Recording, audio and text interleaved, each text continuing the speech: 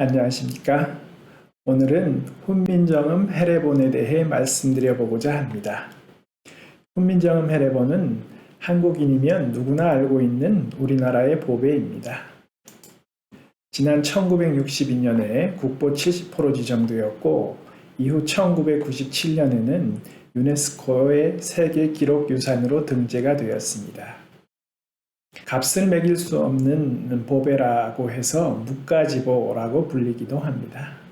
그리고 한국인들은 이 훈민정음 해례본을 국보 1호로 해야 된다 이런 생각들을 많이 가지고 있습니다. 기존의 국보 1호인 숭례문이 일제시대 때 조선 총독부에서 가장 가깝다는 이유로 국보 1호로 지정이 되었기 때문에 이 숭례문을 그대로 국보 1호로 두는 것은 마땅치 않다는 얘기지요. 그래서 숭례문을 대신할 수 있는 국보 1호가 무엇인가 라고 물었을 때 거의 대부분의 한국인들이 이 훈민정음 해례본이 국보 1호가 되어야 한다. 그만큼 이 훈민정음 해례본을 가치 있게 생각하고 있다는 것입니다. 그런데 이 해례본이 왜 그렇게 중요한가 라고 물으면 그 이유를 또 제대로 이해하는 경우는 또 그리 많지 않은 것 같습니다. 그래서 오늘은 제가 이 훈민정음 해례본이 왜 그렇게 중요한가, 왜 훈민정음 해례본이 중요한 진짜 이유가 무엇인지에 대해 말씀드려 보려고 합니다. 지금 보시는 화면은 저희 협회에서 지난번에 올려드린 동영상입니다. 지금 이 화면 우상단에 링크에 걸어드리니까 관심 있는 분은 한번 봐주시기 바랍니다. 지난번에 올려드린 이 영상에서는 세종대왕 때문에 서양에서 새로운 학술 용어가 만들어져야 했던 사정에 대해 말씀드렸습니다. 무슨 얘기인가 하면 여기 이 사람은 제프리 샘슨이라고 영국의 언어학자인데요. 이 사람이 책을 한 권 썼습니다. 여기 제프리 샘슨의 문자 체계라는 책입니다. 이 책에서 먼저 기존에 이 책이 나오기 전까지 기존 문자학계의 정설을 정리했는데 어떻게 되냐 하면 이 지구상에 존재하는 모든 문자는 표의 문자, 음절 문자, 음소 문자의 진화 단계를 거친다는 것입니다. 지구상에 존재하는 모든 문자는 이 세 가지 중에 하나라는 것입니다. 세 가지 중에 하나인데 표의 문자, 음절 문자, 음소 문자가 각각 진화 단계라는 얘기입니다. 결국 음소 문자가 가장 발달된 문자라는 얘기가 되겠지요. 그런데 가만히 보면 이 음소 문자는 바로 서양에서 쓰고 있는 알파벳이죠. 알파벳. 가만히 보면 서양에서 쓰고 있는 문자가 가장 발달된 문자라는 결론이 됩니다. 그런데 제프리 샘슨이 이 문자 체계라는 이 책에서 혁신적인 주장을 펼치게 됩니다.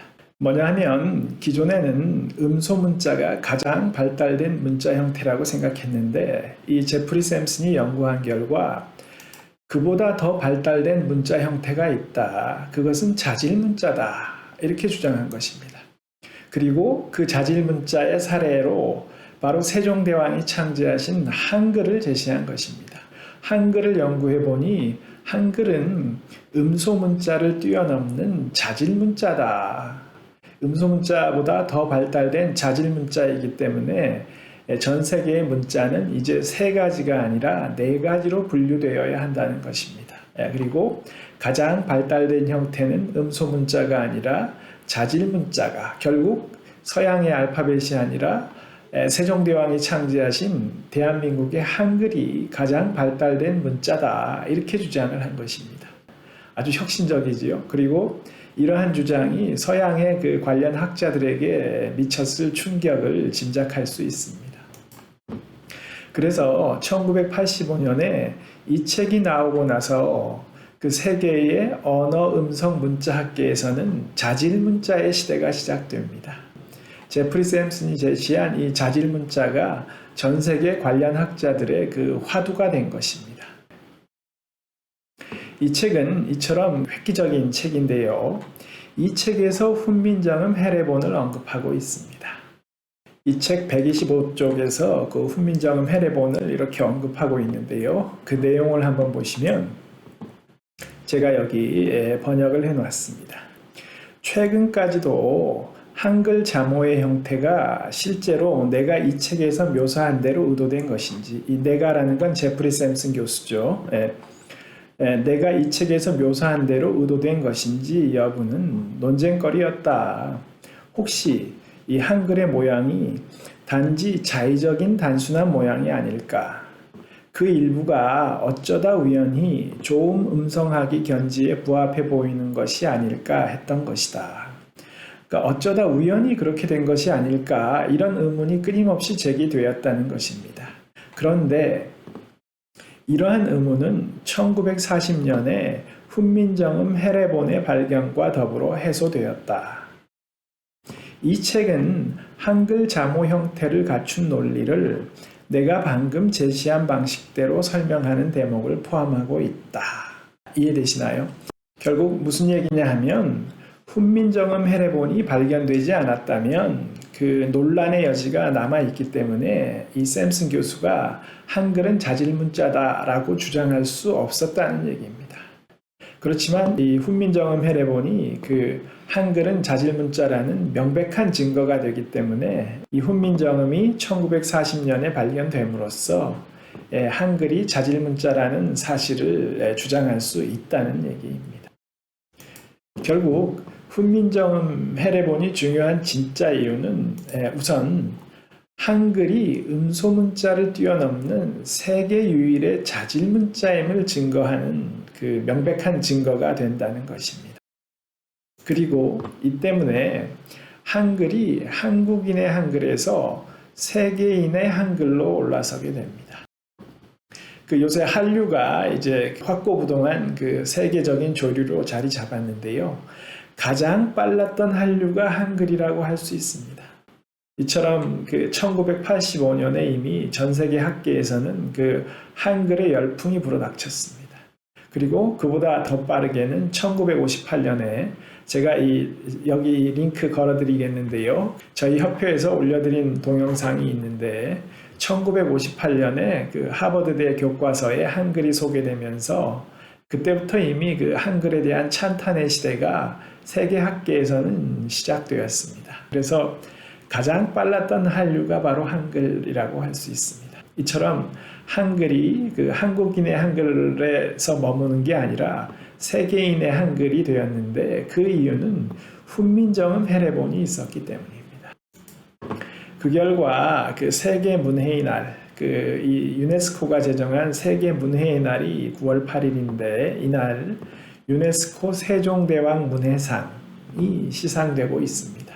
바로 이러한 한글의 위상이 해례본을 통해 입증되었기 때문에 세계의 학계에서 공인되었기 때문에 이러한 그 세종대왕 문해상이 제정될 수 있었던 것입니다. 그런데 제가 앞서 그 훈민정음 해례본이 1940년에야 발견되었다고 말씀드렸습니다. 이게 의아하죠? 왜냐하면 세종대왕이 한글을 창제하고 반포하시면서 동시에 그 훈민정음 해례본도 많은 부수를 찍어서 전국에 보급했는데 이게 사라지고 그 1940년에야 한 권이 발견되었습니다.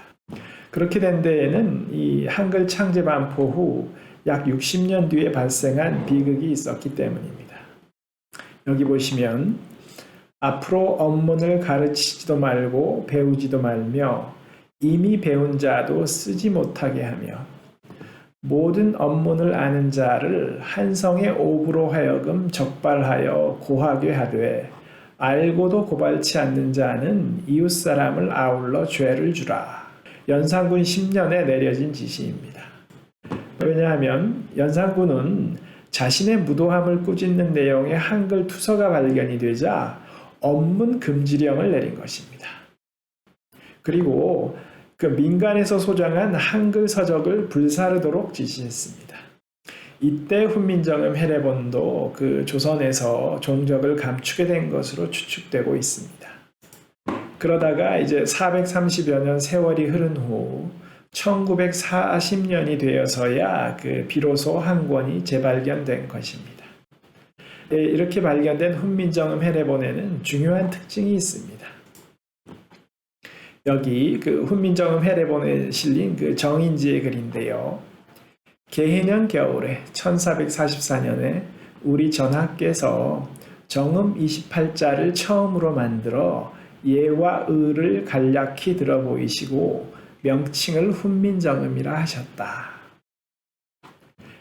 그리고 드디어 명하시길 상세히 해석을 가하여 모든 사람을 깨우치라 하셨다. 이로써 그 경계를 서술하여 이를 본 사람으로 하여금 스승이 없어도 스스로 깨우치기를 바라는 것이다. 뭐냐 하면 훈민정음 해례본은 이 책을 본 사람이면 스승이 없어도 스스로 깨우칠 수 있도록 알기 쉽고 명확하게 서술되었습니다. 이러한 특징이 있기 때문에 이 책이 1940년에 발견되었을 때 서양 학자들이 봐도 의심의 여지 없이 명확했던 것입니다. 그 결과 그 서양학계에서는 이 훈민정음 해례본을 바탕으로 한글 열풍이 분 것입니다.